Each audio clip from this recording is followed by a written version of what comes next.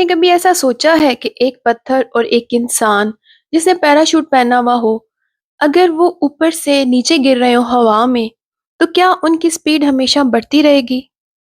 नहीं, ऐसा नहीं होता। एक वक्त ऐसा आता है जब स्पीड बढ़ना बंद हो जाती है और उसकी स्पीड को तब हम कहते हैं टर्मिनल वेलोसिटी। अस्सलाम वालेकुम students and welcome to online study. चलें अब हम इसको एक बॉल की एग्जांपल से समझने की कोशिश करते हैं। जब बॉल ऊपर से नीचे की जानिब गिर रहा होता है तो उस वक्त उस पर दो फोर्सेस एक्ट कर रही होती हैं। जो सबसे पहले फोर्स एक्ट करती है वो है ग्रेविटेशनल एक्सेलरेशन जी, और एक और फोर्स एक्ट कर रही होती है जब स्टार्ट में बॉल ऊपर से नीचे गिरता है तो उसकी स्पीड इंक्रीज हो रही होती है। जैसे जैसे स्पीड इंक्रीज होती है उसी लिहाज से एयर रेजिस्टेंस भी इंक्रीज होती है।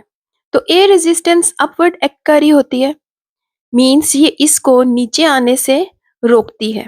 ठीक है, इसके लिए एक रुकावट का काम करती है। और जी जो है वो बॉल को नीचे लाने की कोशिश कर रही होती है।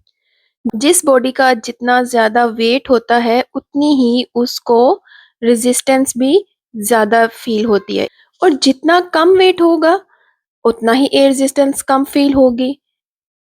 जिस टाइम स्मॉल जी और एयर रेजिस्टेंस ये दोनों इक्वल हो जाते हैं उसी टाइम पर बॉडी पर एक्ट करने वाली नेट फोर्स वो भी जीरो हो जाती है। और जिस वक्त नेट फोर्स जीरो हो जाती है उस वक्त उसकी एक्सेलरेशन वो भी जीरो हो जाती है, क्योंकि ये दोनों एक दूसरे का इफेक्ट कैंसिल कर देते हैं।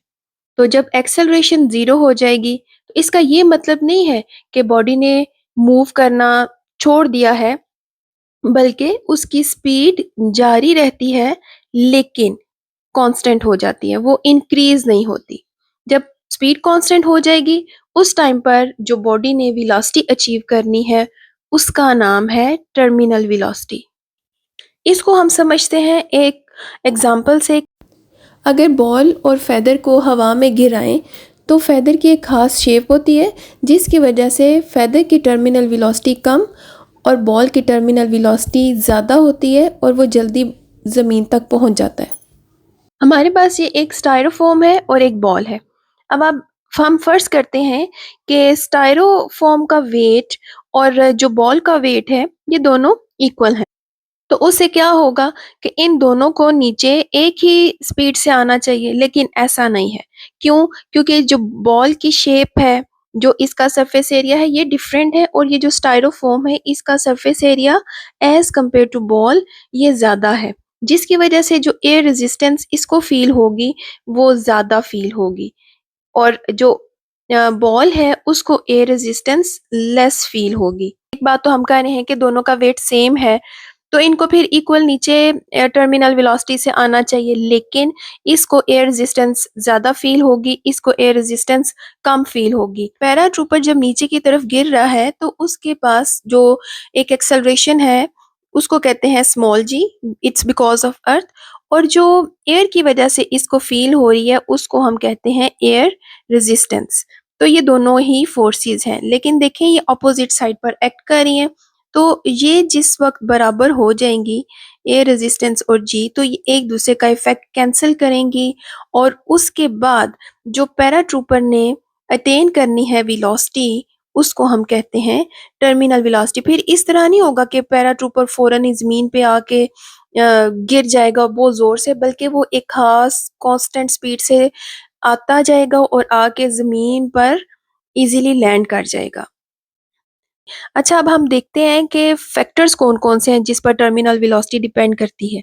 तो वो है number 1 mass, number 2 shape, number 3 surface area, number 4 density of the air. अच्छा, ये टर्मिनल वेलोसिटी की डेफिनेशन है, इसको भी आप नोट कर सकते हैं। एमसीक्यू सॉल्व करते हैं। फर्स्ट क्वेश्चन है कि टर्मिनल वेलोसिटी किस वक्त हासिल होती है। तो आप ये ऑप्शंस देखें। लास्ट वन ऑप्शन है कि जब ग्रेविटी और रेजिस्टेंस इक्वल हो जाए, तो हम इसको टिक कर देंगे। नेक्स्ट क्वेश्चन है कि टर्मिनल वेलोसिटी पर एक्सेलरेशन कितनी होती है। तो एक्सेलरेशन होती है 0। थर्ड क्वेश्चन है कि टर्मिनल वेलोसिटी पर ऑब्जेक्ट किस तरह से मूव करता है। तो कांस्टेंट स्पीड से मूव करता है। लास्ट क्वेश्चन है जो मैं आपके लिए छोड़ रही हूँ, वो है कि इनमें से किस ऑब्जेक्ट की टर्मिनल वेलोसिटी सबसे कम होगी। स्टील बॉल, स्टोन, फेदर या क्रिकेट बॉल? आप इस क्वेश्चन का आंसर देंगे कमेंट सेक्शन में। नेक्स्ट वीडियो तक के लिए अल्लाह हाफिज।